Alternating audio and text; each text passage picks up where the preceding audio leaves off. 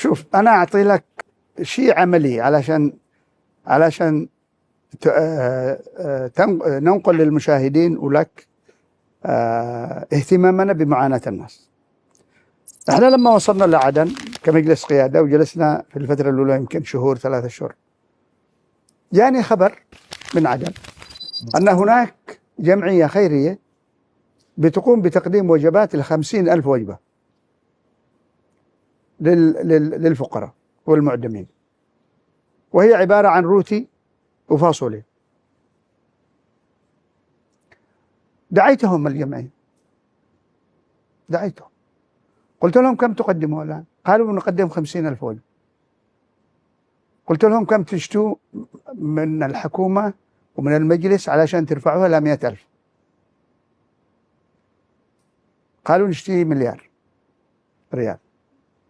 وجهنا أنا وإخواني أعضاء المجلس، وجهنا الحكومة واعتمدنا لهم مليار لزيادة هذه الوجبات الخيرية إلى 100,000 وجبة. 100,000 مواطن وجبة توزع في عدن؟ توزع في عدن.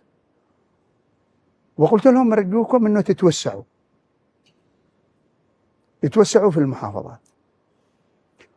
وقلنا لهم نحن سندعمكم وسنبحث عن جمعيات ومركز الملك سلمان بدرجة رئيسية والجمعيات الخيرية في الإمارات وفي بعض وفي الكويت وفي كثير من الدول. نحن ندعم هذه المشاريع. الوضع صعب.